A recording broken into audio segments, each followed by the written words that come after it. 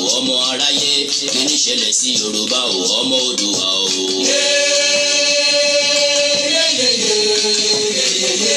àwa máa ṣe mú ọ̀rọ̀ là ń bẹ Yorùbá ń ṣera wọn nítorí owó Yorùbá ń jìra wọn lẹ́sẹ̀ nítorí ipò ọ̀gbẹ́ni Fálàdé wọ́n gbáre pẹ́lẹ́bí wọ́n kò lè kó wájà wọ́n tún kó lóko wá gun ọgbọ́n tí wọ́n gbọ́ ló gbé wọn délé ọlá ọgbọ́n náà ló tún padà wá sílé wọn mọ́lẹ̀ o àwọn tí wọ́n ti ń ṣọ̀tá lọ́jọ́ tó ti pẹ́ tún padà wálẹ̀ ni à ń fọwọ́ ti sẹ́yìn o yóò Yorùbá yoyoyo bí iná alẹ́ Yorùbá rúrúrú bí omi òkun Yorùbá bàbá ni bàbá ń ṣe yóò Yorùbá ronú o.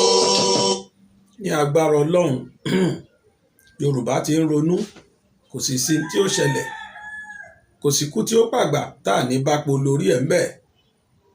Yorùbá ti ń ronú wò oríṣiríṣi tó ń ṣẹlẹ̀ tí ń jẹ́ ká mọ̀ pé Yorùbá ti ń ronú wò mò ń padà bọ̀. Yorùbá sọra wọn di bọ́ọ̀lù fáráyé gbá. báwọn sókè wá sí báwọn sísàlẹ̀ o ẹ̀yà tí ó ti kéré tẹ́lẹ̀ ni wọ́n gé kúrú àwọn tí àìrẹ́fẹ́ lọ́sùn ti dẹni àtijọ́ Yorùbá jókòó sílẹ̀ rẹ̀gẹ̀dẹ̀ wọn fọwọ́ lọ́wọ́. láyé ìgbà kan ní àti àgbàlagbà àtàwọn ọmọdé náà fọwọ́ luwọ́ tá a jókòó sílẹ̀ tẹ̀tẹ̀rẹ̀ àmọ́ láyé ìsìn oníkálukú ti rí ibi tá à ń lọ pé ọ̀rọ̀ yìí ò rí bẹ́ẹ̀ mọ́ o ọ̀rọ̀ ti kọjá bẹ́ẹ̀ ìdí rèé tó fi jẹ́ pé Yorùbá ti ń dìde wọn ti ń sọ̀rọ̀ mò ń bọ̀ lẹ́ẹ̀kan sí i. bí àgùntàn tí abọ́ rẹ̀ ń gbòrìṣà ilẹ̀ o Yorùbá ronú o.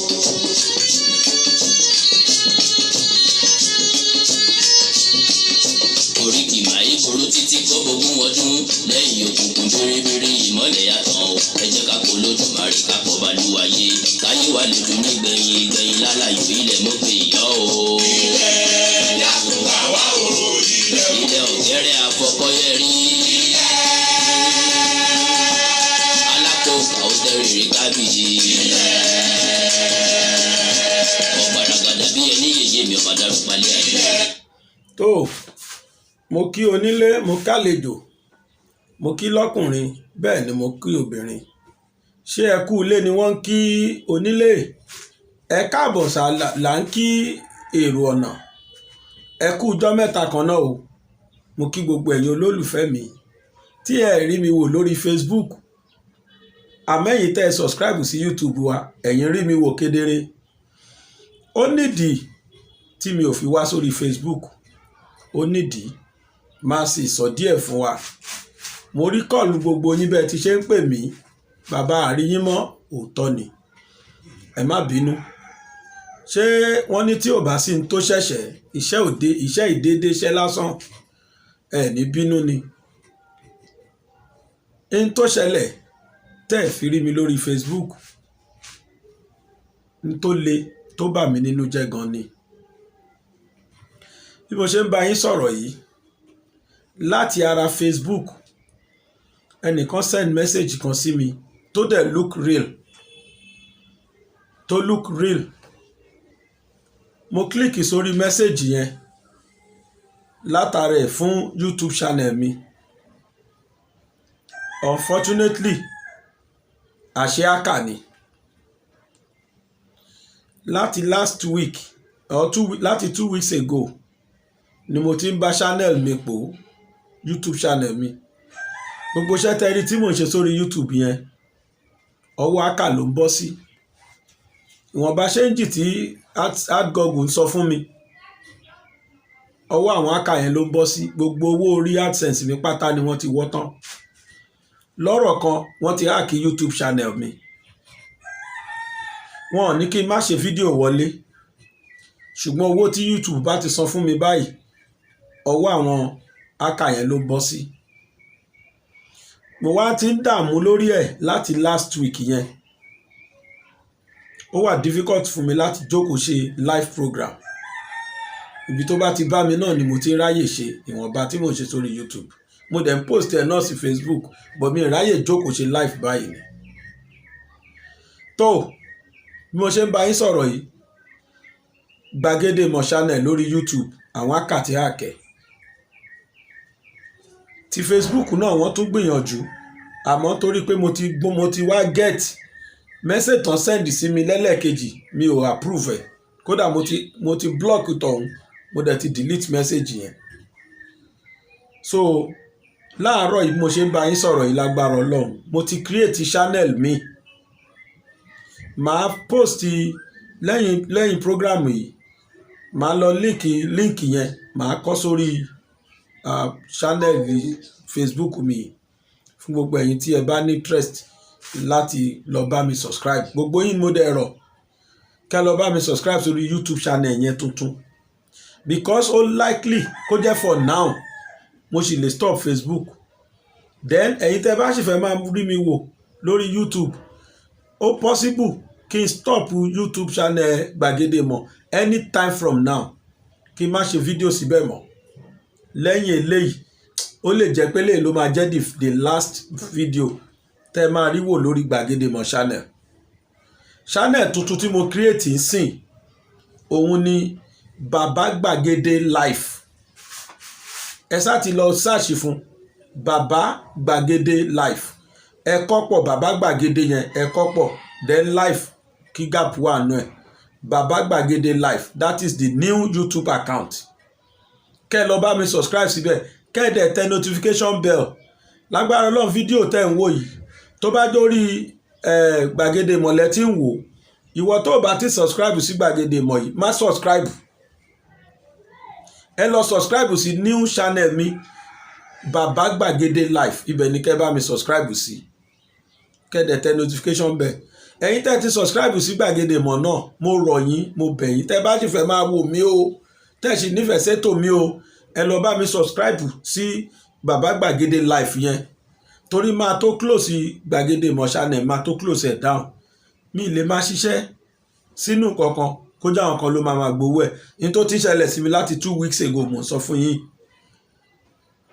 bóyá $20 ní o bóyá $10 ní o ní YouTube máa credit account mi ọwọ́ wọn ló ń bọ́ sí àwọn ni wọ́n ń gbà á gbogbo ọ̀nà ni mo ti gbà gbogbo tí mo mọ̀ tí mo lè ṣe ni mo ti ṣe òfò náà ni láàárọ̀ yìí wọ́n sì yọ owó mi gbogbo owó tí mo gbà lé àná wọ́n ti yọ láàárọ̀ yìí ojoojúmọ́ náà yọ so mo kàn rò láàárọ̀ yìí ni pé wow so far tí mo sì nífẹ̀ẹ́ sétò yìí so far tí etí ọmọ Nàìjíríà ò gbọ́dọ̀ sí tí wọn ò gbọ́dọ̀ di sí tó ń ṣẹlẹ̀ káàkiri ayé lórí ọ̀rọ̀ Yorùbá ó di dandan kí n create channel mi lè ti torí tí wọ́n ní mo stop Gbàgede Ìmọ̀ kò possible ó dáa kí n create channel mi ni tẹ́ bá nífẹ̀ẹ́ mi tẹ́ dẹ̀ sì fẹ́ máa wo ètò yìí ẹ lọ sórí YouTube Gbàgede Life Bàbá Gbàgede Life kẹ́ lọ subscribe sí Ọlọ́run á ṣe dáadáa fún wa wọ́n ní kí n máa sọ date tí mo ṣe program tẹ́ ń wò lọ́wọ́lọ́wọ́ yìí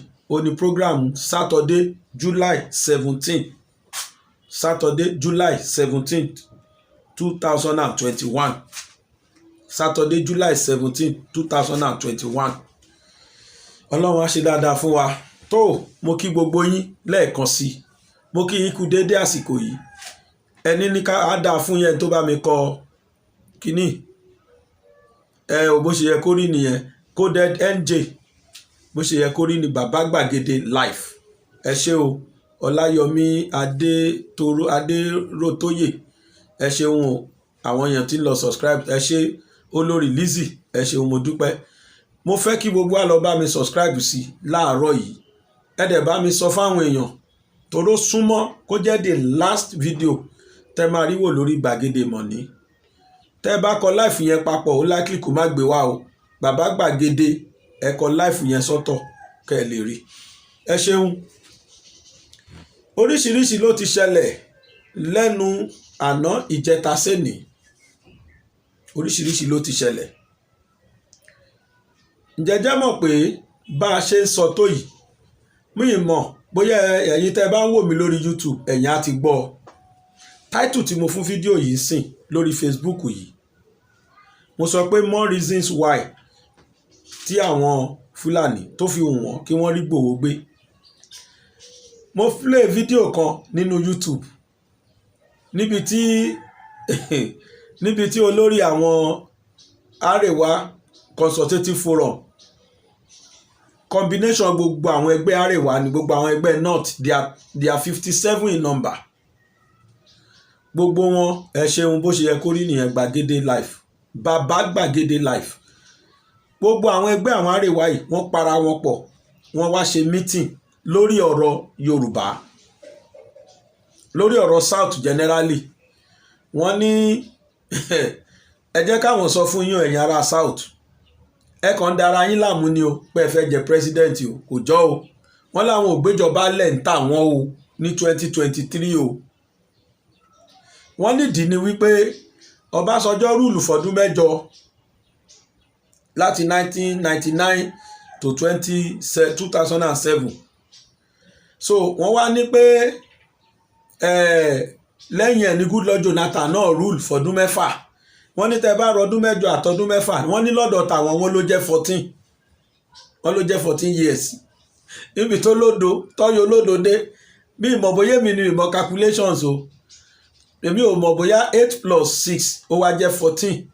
But lọ́dọ̀ tèmi ó ló jẹ́ 14, which is correct. 8 plus 6 14 years. Wọ́n wá ní 14 years yẹn tí Goodluck fi rúùlù yẹn o. Wọ́n láwọn náà gbọ́dọ̀ rúùlù for 14 years padà. Wọ́n wá ní Yar'Adua ó rúùlù fọdún 2. Wọ́n ní Buhari wọ́n ló ti rúùlù ọdún 8 sìn pé tó bá parí ọdún 8, wọ́n lọ́dún 2 àtọdún 8 ó jọ ọdún 10, which is correct. Wọ́n wá láwọn fẹ́ lo ọdún 4 tó kù sí káwọn náà balance. Wọ́n láwọn máa lo ọdún 4 tó kù sí kó wá jẹ́ 14 years.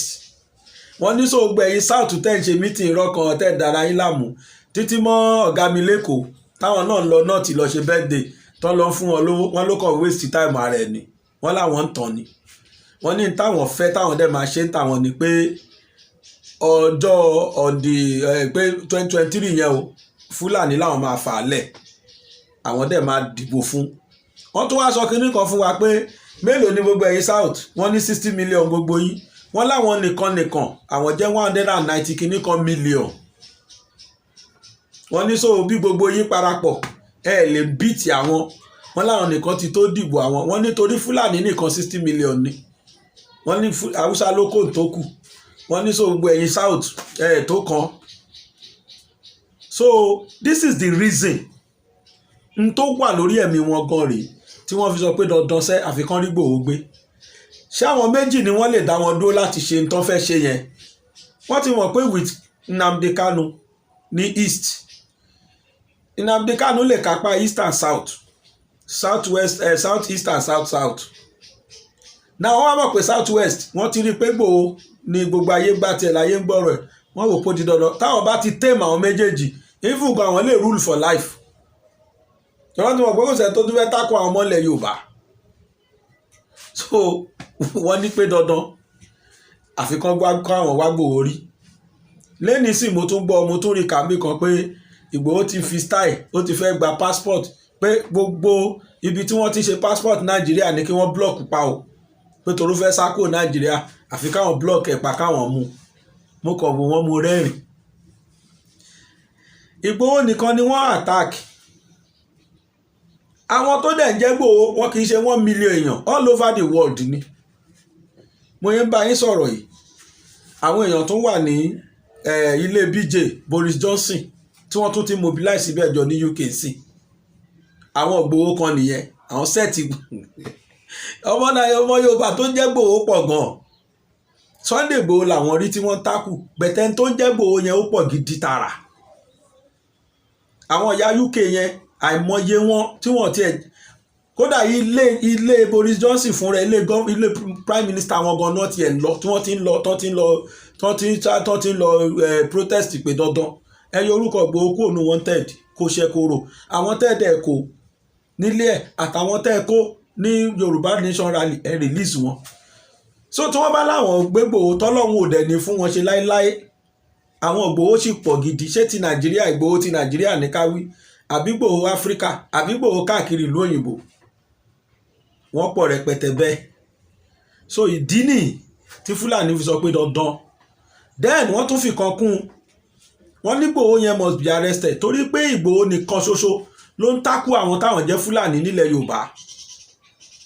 Òun ló sọ pé ló issue threat letter, òun ló ń fáwọn ní quit notice, òun ló ń àtàkì àwọn, so ó ti dandan kan wá ríṣẹ́. So Ọlọ́run á ṣàánú wa, ibi tí Yorùbá bára wọn ni. Ayé ìgbà kan àwọn elders wa ò dìde, wọn ò bá wa dá sí, ṣùgbọ́n mo ń bá yín sọ̀rọ̀ yìí, ojú tiwọn náà ti wá là, àtàwọn bá o àtàwọn governors o, ojú wọn náà ti wá là ń sìn wípé yes àwọn ará bíi mí nílẹ̀ Yorùbá ni, ìṣepé kínní wọ́n mí ní south generally. Lẹ́ni mò ń gbọ́ tí Gowon sọ pé káwọn youth yẹn kọ́ máa lọ dá wàhálà lẹ́ o, irú ogun tó ṣẹlẹ̀ tẹ́lẹ̀ ṣé youth ló dá wàhálà lẹ́ ni àbí Mr President àbí àwọn Fúlàní generally ni wọ́n ń dá wàhálà lẹ́. Nígbà tẹ́ bá sọ pé ìran tiyín ó superior lórí ìran tó kù náà wọ́n kò sọgbọ́n ẹ̀, kò sọgbọ́n ẹ̀. Bí mo ṣe ń bá yín sọ̀rọ̀ yìí, àwọn Fúlàní tún lọ àtáàkì gangan lánàá, kódà wọ́n pa ọ̀gá fìjìláńtẹ́ ń bẹ̀ pàápàá, wọ́n pa ọ̀gá fìjìláńtẹ́ níbẹ̀. Láìfù yẹn kọ́ o, bàbá gbàgede mọ̀ life LIVE ní láìfù yẹn o. Wọ́n pa ọ̀gá fìjìláńtẹ́ níbẹ̀, wọ́n dẹ̀ pa ìmọye èèyàn. In tó wá yà mí lẹ́nu ni pé wọ́n múra bíi custom officer wọlé ni, wọ́n múra bíi custom officer wọ gangan. Ẹjọ́ ọjọ́ wo ni wọ́n sì ṣe kan náà, gbogbo tán sì ṣe kan sí kò tóṣù kan àbọ̀. Mo ń bọ̀, ẹ jẹ́ n kà fún wa ká gbọ́.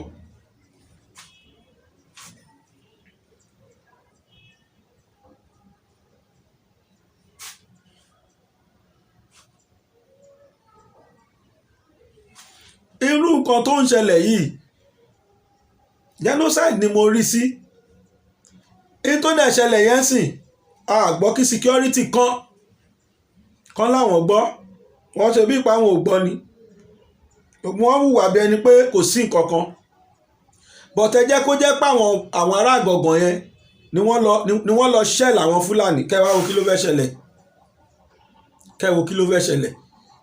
Ọ̀rọ̀ yẹn ọ̀dọ̀ láti àná ló ti jẹ́ pé ẹsẹ̀kẹsẹ̀ ni àwọn ọmọ ìlú ni wọ́n ti bẹ̀rẹ̀ sí ní àná ti bẹ̀rẹ̀ sí ní parade.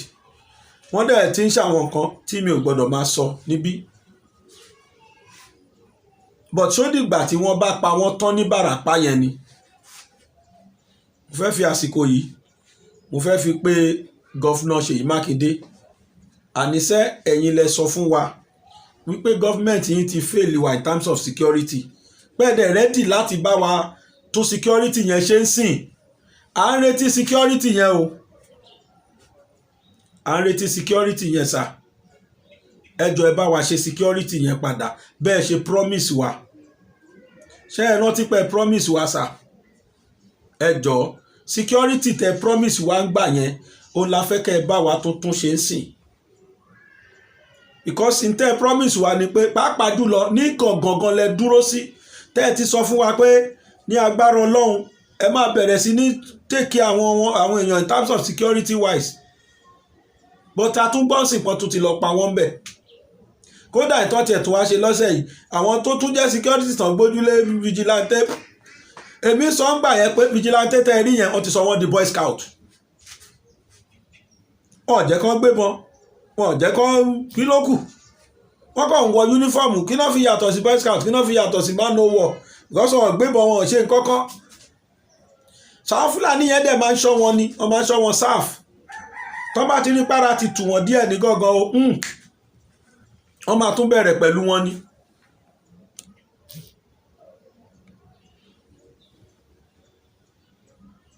Tọ́ bá ti rí para ti tù àwọn ará gángan gbàs báyìí, wọ́n máa bẹ̀rẹ̀ ni, wọ́n tún padà bọ̀. Kò dẹ̀ sí táwọn ẹni yóò ti ṣe tán in terms of security.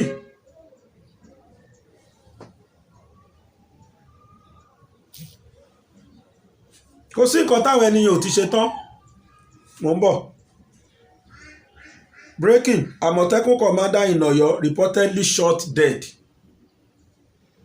An operative of Southwest Security Network, Àmọ̀tẹ́kùn, has reportedly been shot dead. On Friday evening, we got the report that the commander of Amotekun in Igboora, Ibarapa area of the state was shot dead by some gunmen suspected to be Fulani herdsmen. We got the news that the attacks on Igangan, where an unspecified number of residents were allegedly killed at the outskirts of the town. A source informed the newsmen that the Amotekun commander was one of those killed by the gunmen.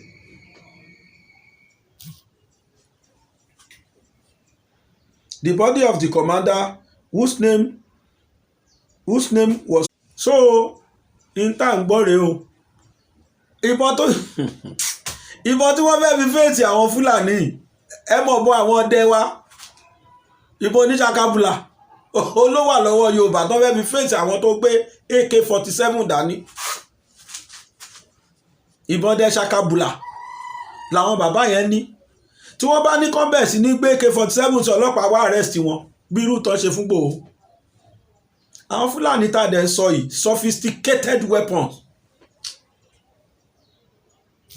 sophisticated weapons ló wà lọ́wọ́ wọn.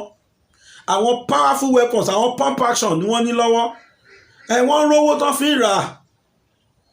Ṣebí operations méjì náà ń ṣe. Wọ́n lọ pa àwọn èèyàn anyhow. Wọ́n dẹ̀ ń jí àwọn èèyàn gbé. Owó tí wọ́n bá gbà ní ransom, wọ́n lọ fi ra ìbọn, wọ́n lọ fi ra munitions. Gọ́ọ̀mẹ̀ntì láìpẹ́ yìí ni wọ́n san 100 billion fún wọn tán fi bẹ àwọn Miyetti Allah pé ẹ bá wa bẹ àwọn èèyàn yín pé in the next 2 years ta fẹ́ fi rúùlù yìí kí wọ́n má pa àwọn èèyàn wa mọ́. Government negotiating with bandits, government in power negotiating with bandits.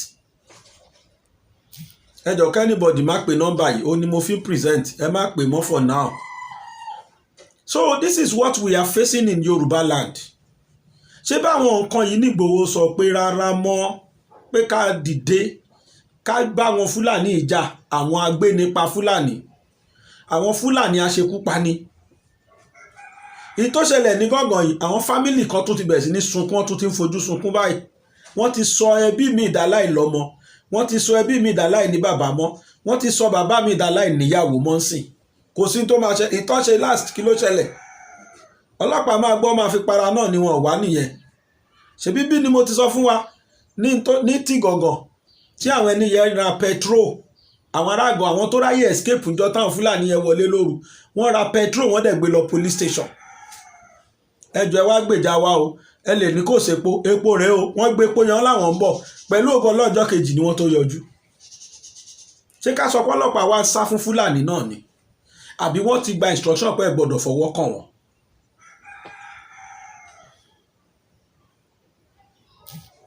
Wọ́n ti gba instruction àníkẹ́ yé pé ẹni bá ń pe nọ́mbà yìí ẹ jọ̀ọ́ ẹ jẹ́ kí n fi ṣe presentation tán o nọ́mbà yìí ni mo fi present. So this is what we are facing in this country. This is what is really happening in this country. In tó happen country yìí rèé ọ̀rọ̀ yẹn sùúrù kò tiẹ̀ yé mi bí wọ́n ṣe fẹ́ ká tún ṣe ń sìn. Mo ń fi àsìkò yìí lẹ́ẹ̀kan sí mo ń fi pé gọ́fìnà Ṣèyí Mákindé gbogbo ń tẹ́ bá lè ṣe sílùú Ìgàngàn lórí ọ̀rọ̀ àwọn Fúlàní ẹ bá wa ṣe o because eléyìí ti wá ń pọ̀ ju bó ṣe yẹ lọ ó ti ń pọ̀ jù bó ṣe yẹ lọ o ẹ bá wa wá nǹkan ṣe sí ẹ bá wa wá nǹkan ṣe sọ́rọ̀ yẹn.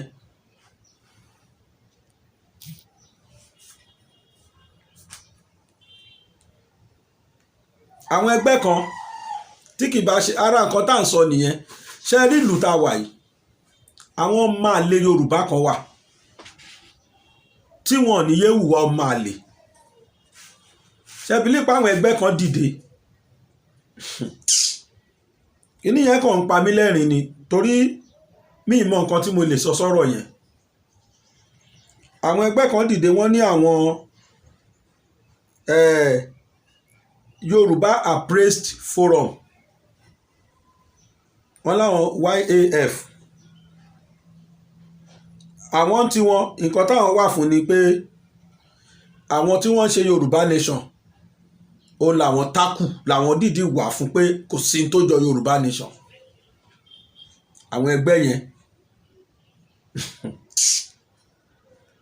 Nígbà táwọn ẹgbẹ́ yìí máa sọ wọ́n ní gọ́fìmẹ̀ntì jàre bí wọ́n ṣe lọ réèdì Ìgbòho wọ́n ní tó yẹ kán ṣe gan-an ṣe yẹn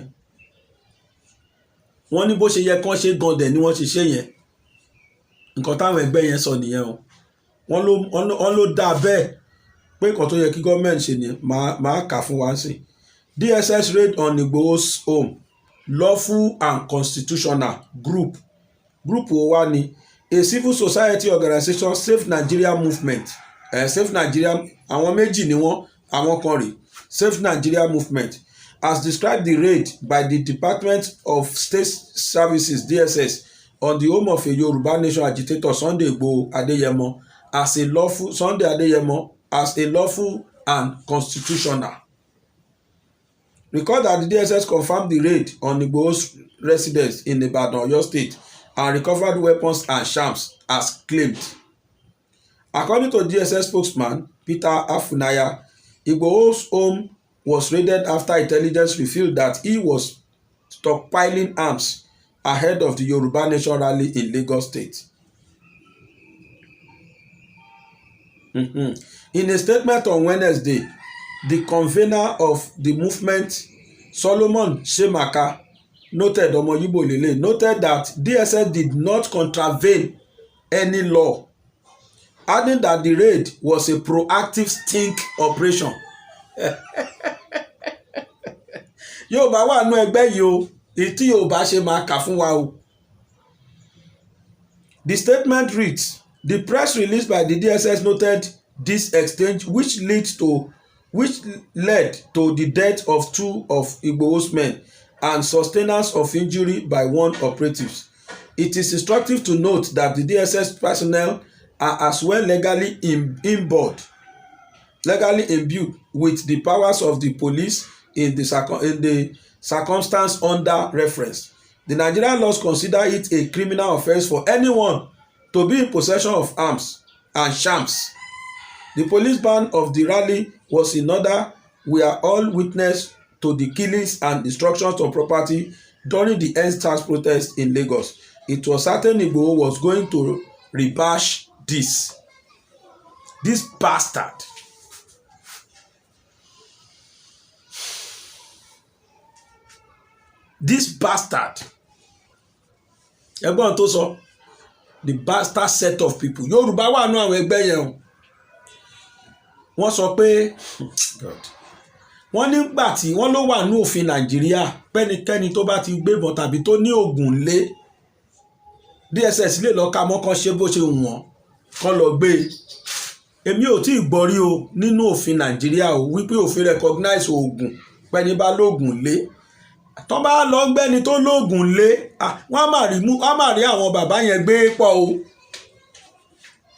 Ara àwọn babaláwo gbé pọ̀ o. Tó bá jẹ́ pé intanet sọ tí kìí ṣe pórí ẹ̀ ti gbálẹ̀ ò ní brain problem tí kìí ṣe pé nǹkan ń ṣe. Ṣé mọ̀ pé nígbà míì téèyàn bá jẹun yó tán á máa wá bẹ́kúnbẹ́kún kiri. Nígbà tẹ́lómi bá jẹun yó tán jàgbàjàgbà ló máa sọ lẹ́nu. Kódà foreign aids àwọn foreign organizations sọ pé táwọn DSS ṣe yẹn nǹkan tó bàdì ni.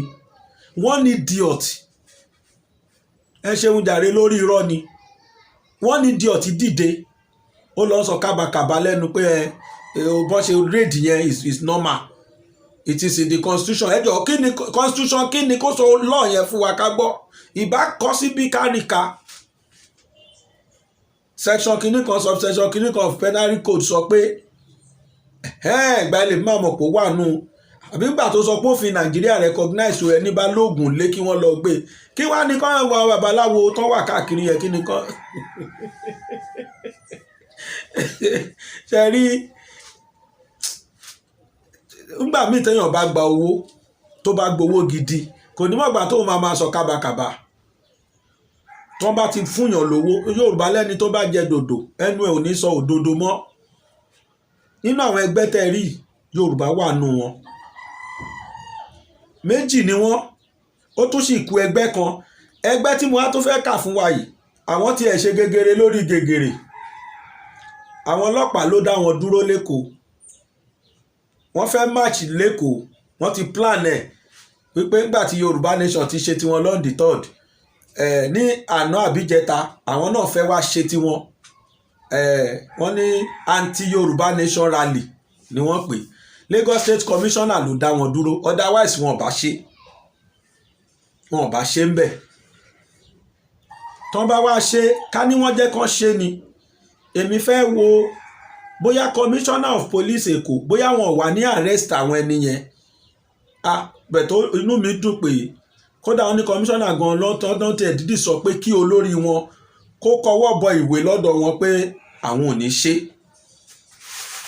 wọ́n lọ sọ́dọ̀ Commissioner Èkó pé gbà tó jẹ́ pé anti-Yorùbá Nation làwọn pro-government dẹ̀ làwọn wọ́n ti rò pé bóyá Lagos State Government máa approve ẹ̀ fáwọn gbàtọ́ rẹ̀ dọ́dọ̀ Commissioner of Police ìyẹn sọ fún wọn pé kò jọ ẹ gbọ́dọ̀ jáde ṣe anything kódà ìwọ tó jó lórí wọn sign wípé ẹ ní ṣe mò ń bọ̀.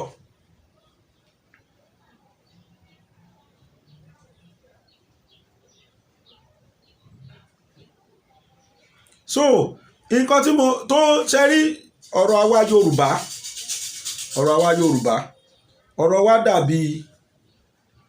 ọ̀rọ̀ wa dàbí ẹni tí kò kú ẹ̀pọ́n tó pọ́n gan but kò wá mọ bó ṣe fẹ́ ṣe kòkó yẹn ọ́ ẹni tí ìṣù ẹ̀ ta tí ò wá mọ béèyàn ṣe ń fọwọ́ bò jẹ ní tí mo rí bẹ́ẹ̀ nìyẹn problem tí Yorùbá ní kò ju pé problem of one inconsistency we are not consistent on our policy kí la fẹ́ báwo la ṣe lè achieve ẹ̀ nǹkan tá a dẹ̀ fẹ́ rè ká wá dúró tì tí Yorùbá táwọn kọ̀ọ̀kan nù wá bá ti rí nǹkan fẹ́ jẹ tí kìíní ìbá ti bọ́ sápò wọn á yílu ẹnu padà ń sìn ọ̀tí tí yẹn bá kú òun bẹ́ fún Yorùbá.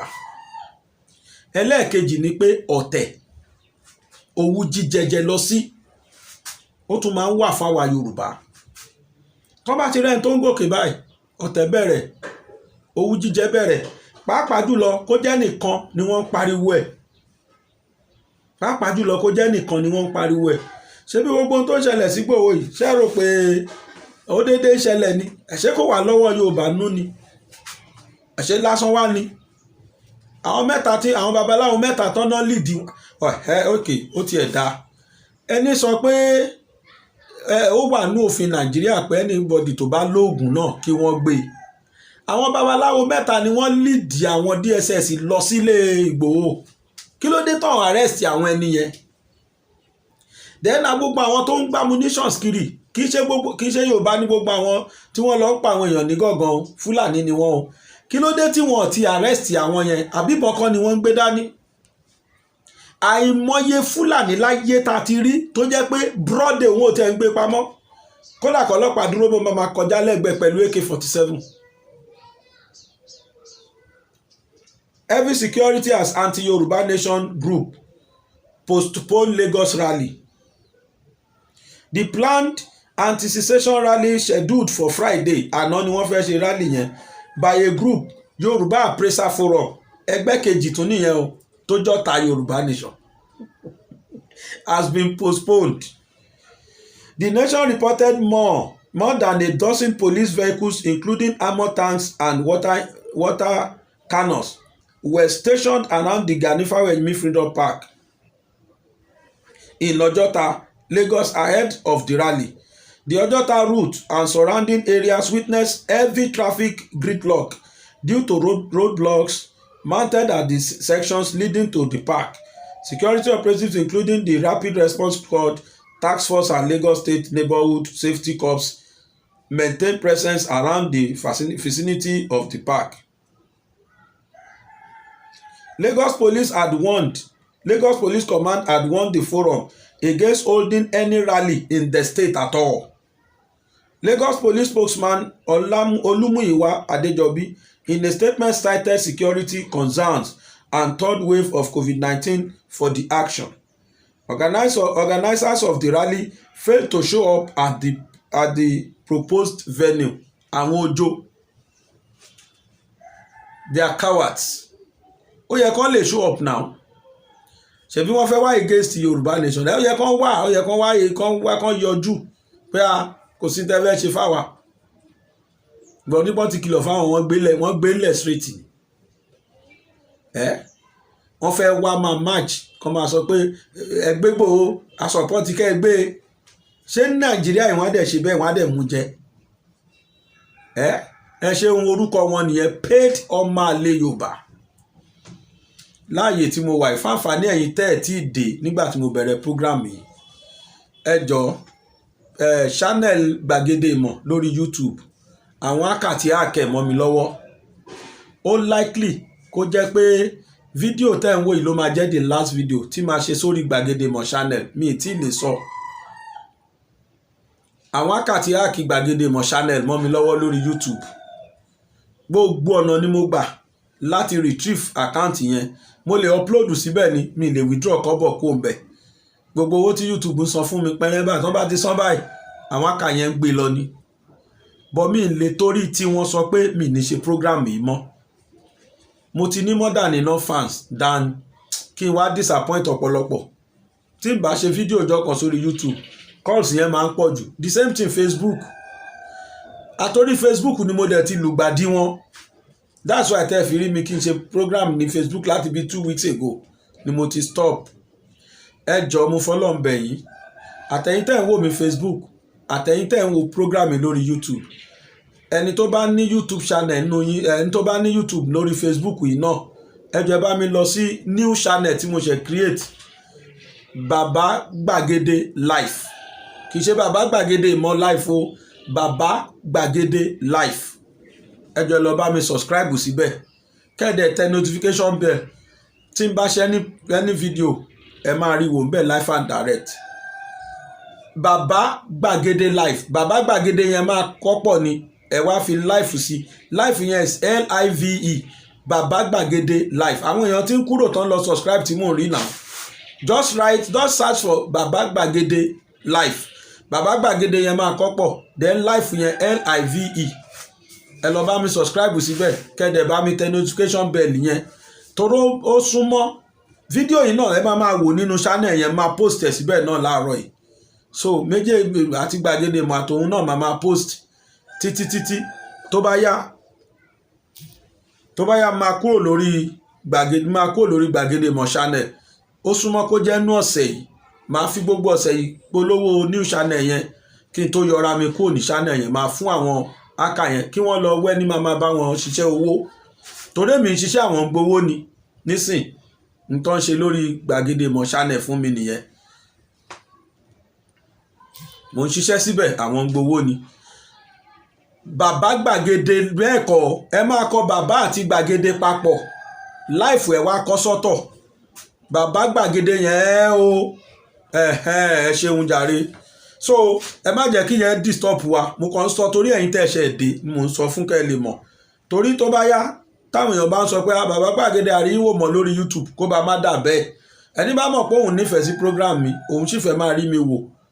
Kàn lọ sí Bàbá Gbàgede Life. Bàbá Gbàgede yẹn ẹ̀kọ́ pọ̀. Ẹ wá kọ live sọ́tọ̀. Tẹ bá search fún á gbé jáde. Ẹ subscribe sí kẹ́dẹ̀ bá mi. Fídíò tí mo post last mo ti post ẹ̀ síbẹ̀. Fídíò tí mo post last níjẹta mo ti post ẹ̀ síbẹ̀. Mi ì ṣe kankan lánàá rárá. Àná ni mo fi dààmú lórí creation of that new station àti gbogbo nǹkan yẹn. Mo try láti retrieve account yẹn kò ṣeé retrieve. Ẹ jẹ́ ká máa bẹ́tò wa lọ kí yẹn má disturb wa. Tó oríṣiríṣi tó ń ṣẹlẹ̀ òun náà lẹ̀ ń gbọ́ yìí. Ǹjẹ́ ẹ jẹ́ mọ̀ pé ẹ má bínú o ṣe rí kọ́ọ̀lù tó ń wọlé yìí mo ti get àwọn tó ń pè mí. Èní ni ceremony 1 year anniversary Gbàgede Ìmọ̀ bẹ̀rẹ̀. Mo dẹ̀ máa post ẹ̀ sí live lénìí lágbára Ọlọ́run. Èní la fẹ́ fún àwọn èèyàn lówó. Èní la fẹ́ ṣe empowerment. Tá bá ṣe ń ṣe ń bẹ̀ màmá try láti gbé wá live kí gbogbo ẹ̀yin èèyàn lè wò káàkiri ayé bá ṣe ń fún àwọn èèyàn lówó bá ṣe empower wọn. Ìtàn ṣe fún mi owó tán kó lọ́wọ́ mi ìyẹn ò ní ká má sì ṣe ní tá a fẹ́ ṣe fáwọn èèyàn. Àti fáwọn èèyàn ní invitation àti dá wọn núdùn pa máa fún wọn lówó. Mi gbọ́dọ̀ wá torí pé nǹkan tó ṣẹlẹ̀ sí mi kí n wá sọ pé mi ò ní ṣe bẹ́ẹ̀ mọ́. ọlọ́run á ṣàánú ni. ẹ̀yin tẹ́ bá sì fẹ́ bá wa tún fọwọ́ sí àyè sì gbà yín o, gbogbo yín náà lẹ mọ àkáǹtì mi, ẹni tí ò bá mọ̀ kó mẹ́sẹ̀gì mi máa send àkáǹtì mi sí.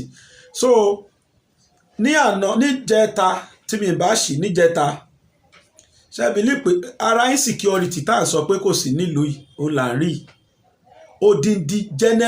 odindi major general nínú army, àwọn agbébọn yẹn àwọn fúlàní dẹ̀ lọ ka mọ́nú mọ́tò, wọ́n pa ADC tó ń bá rìn, wọ́n tún pa àwọn èèyàn náà, wọ́n tún wáṣẹ̀ pa òun fún rẹ̀, ọ̀gá army tẹ́lẹ̀tẹ́lẹ̀ tó jẹ́ pé ọ̀gá army kẹ̀ ọ̀gá ọlọ́pàá gan armsmen ló gbọ́dọ̀ súnmọ́, but nísìn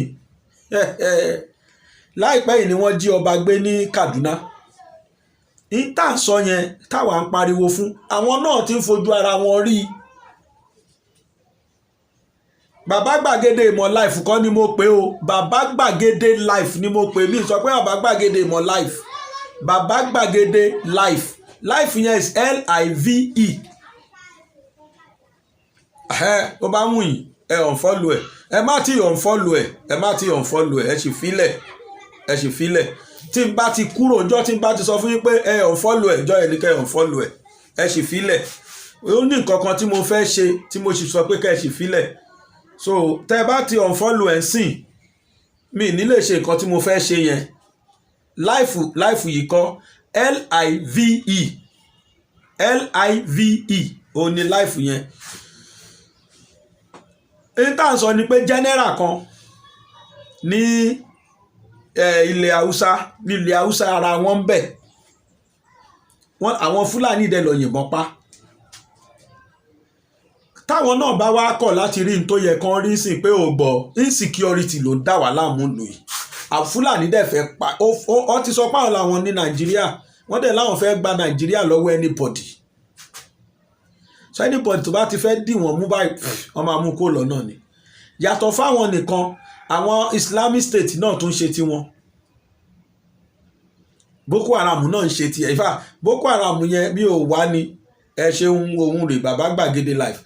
Boko Haram yẹn tiẹ̀ mi wá sí Facebook wá sọ fún yín ni, wọ́n ti fi gọ́fúnà tiwọn fúnra wọn, àwọn ti fi jẹ ní Borno, wọ́n láwọn recognize gọ́fúnà Zulum, wọ́n wá jẹ gọ́fúnà nílùú tó lọ́ba tó níjòyè. tó bá jẹ́ country míì ni ọlọ́run number one headman á ti resign honourably, á ti pass vote of no confidence síra ẹ̀ á dẹ̀ ti resign, because this insecurity is just too much. It's too much. The killing is just too incessant. It's uncontrollable anymore. They kill at will now. wọ́n á tún wá máa pa àwọn èèyàn, wọ́n á tún máa ṣe fídíò kẹ́lẹ̀ rá wọn. n tó yà mí lẹ́nu ni pé I am totally disappointed in DSS. tó bá yẹ pé lódodo lẹ̀ ń wá security nílùú ni, níṣẹ́ ló yẹ kẹ́ ẹ go after those Fulanis tí wọ́n ń gbé ìbọn tẹ́ẹ̀dẹ̀ rí wọn. àwọn òun fi tí wọ́n bò ẹ wá lẹ́ẹ̀ kó bọ́ 3-4 nílé Ìgbòho ẹlẹ́ ń wá kiri ẹ declare wanted. The reason behind this declaration lẹ̀ ń gbọ́ yìí kò sí nǹkan tó ń ṣe wọ́n ju pé wọ́n rí Ìgbòho as a stumbling block fáwọn, torí tó wà lórí ẹ̀mí wọn pé 2023 yẹn ṣe no going back. àwọn fẹ́ jẹ president lórí Nàìjíríà ní 2023 and beyond. They want to continue the presidency. They want to continue that realms lọ pé kó àwọn jẹ́ life president lórí south. That is what they want to achieve. Because of that wọ́n wò pé ẹnìkan ṣoṣo tó kù fáwọn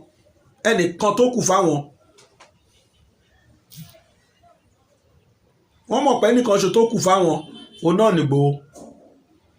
but Ọlọ́run ò ní jẹ́ kán gbé náà, inshallah wọn lè rí gbé. wọ́n wá ṣe bẹ́ẹ̀ wọn ò ṣe bẹ́ẹ̀, àìmọye Ìgbòho ló wà Nàìjíríà, àìmọye.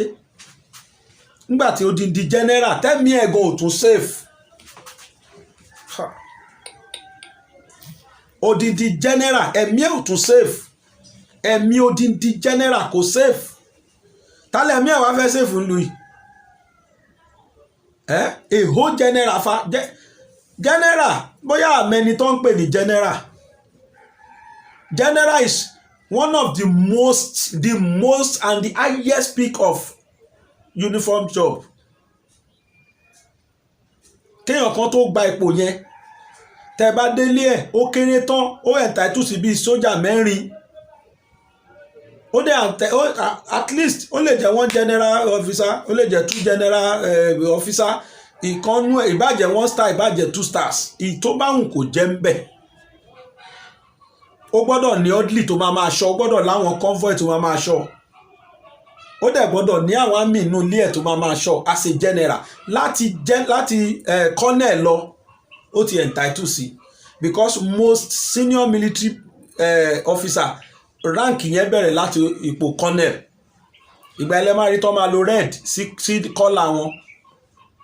Téèyàn kan bá wà nírú ipò yẹn, tí èèyàn kan wà nírú ipò yẹn, táwọn agbénipa àwọn agbébọn dẹ̀ tún sí láǹfààní láti lọ pa, it shows that there is no security in this country anymore.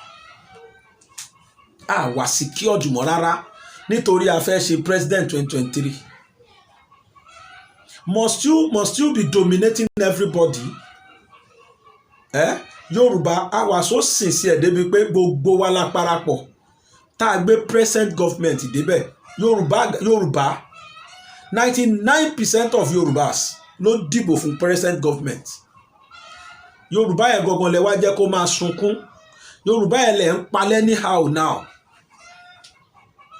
I am surprised. I am totally surprised. You just have to do something as soon as possible, even soonest. So gbẹ̀yìn tẹ́ ń pariwo one nation la fẹ́, one Nigeria la fẹ́, ó láti fẹ́ nu wa gbọ́ yẹn. In fact broadcast yẹn mi bóyá kí n dẹ̀ tuntun play fún wa ká tún rí.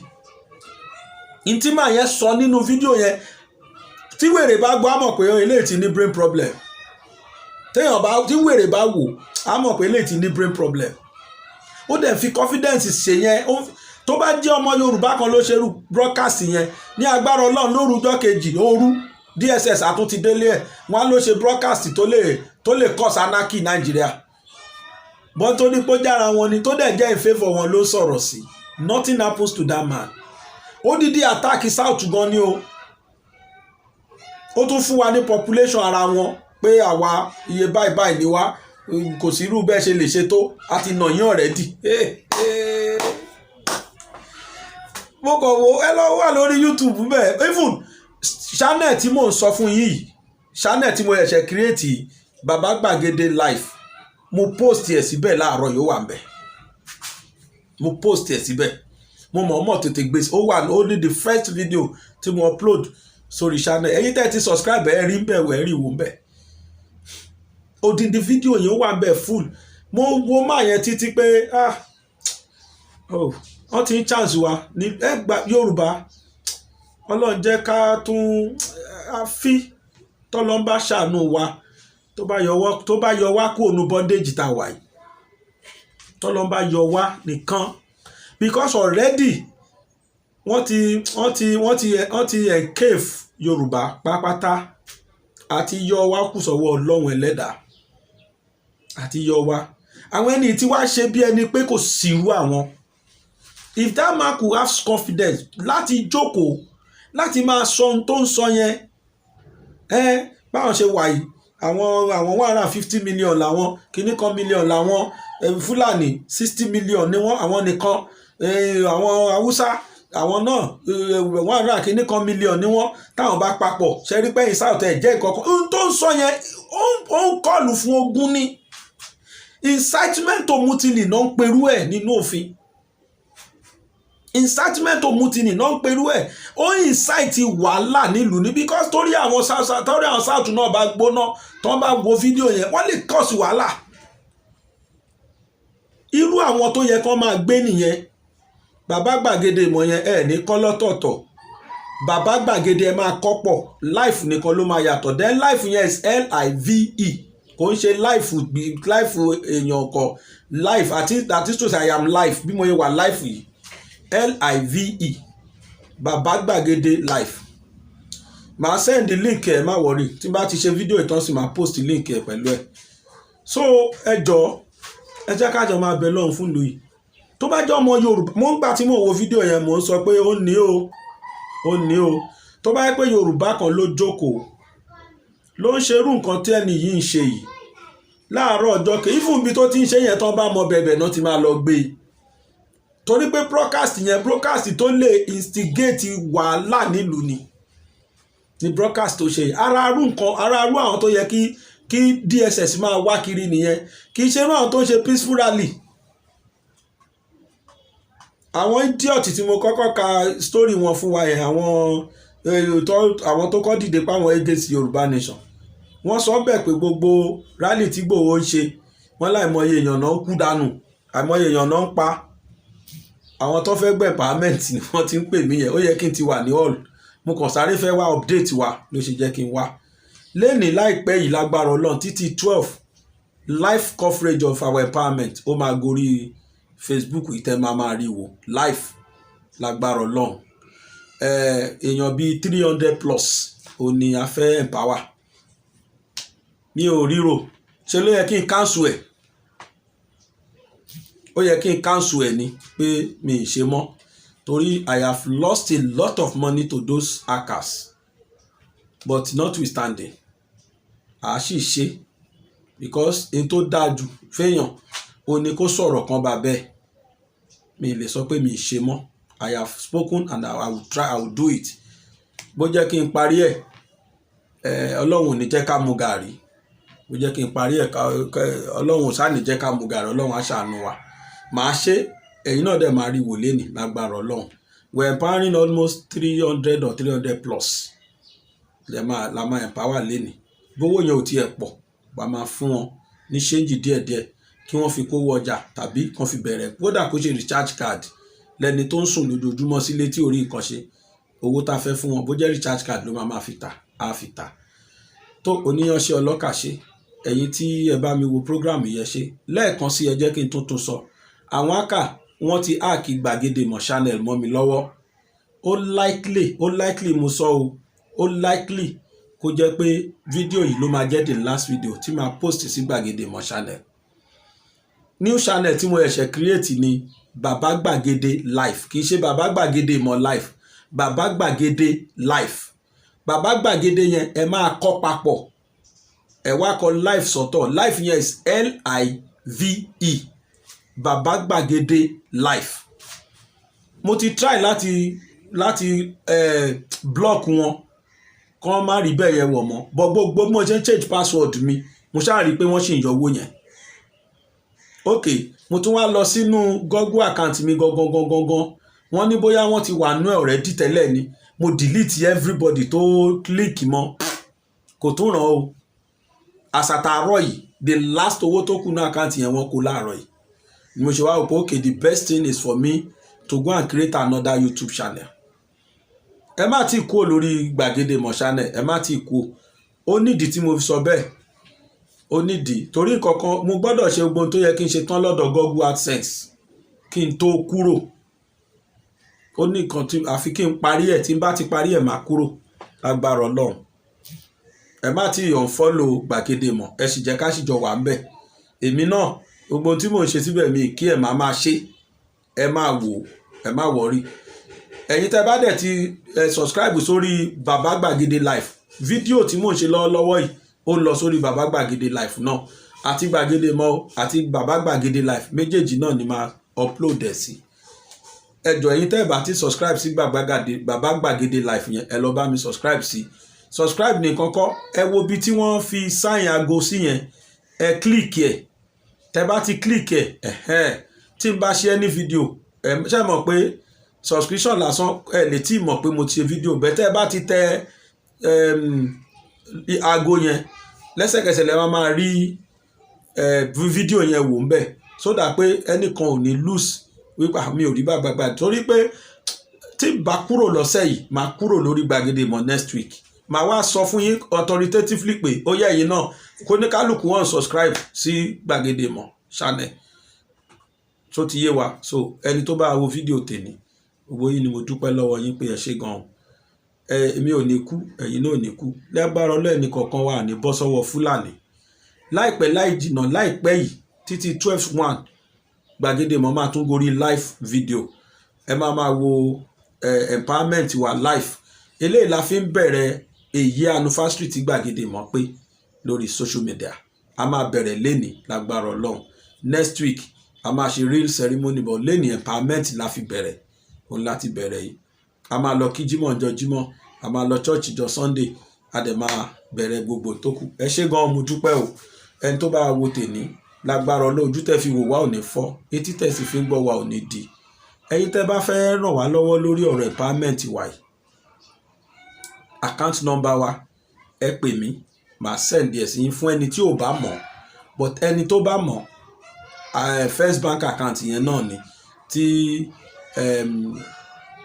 2314 tó parí ẹ̀ so ẹ bá wa fi nǹkan kan sí tó bá dẹ̀ jẹ́ pé kí n pè jáde torí gbogbo tí mo gbọ́kànlé ó làwọn aráabí náà ti bá mi kó lọ yìí but empowerment àti sọ fáwọn èèyàn pa máa fún wọn lówó ó dẹ̀ di dandan èyí anniversary yẹn kò sí tó máa dá dó àti bẹ̀rẹ̀ lénìí àti bẹ̀rẹ̀ náà nìyẹn nígbà tí ṣe tán sí inú hall ni mò ń lọ direct.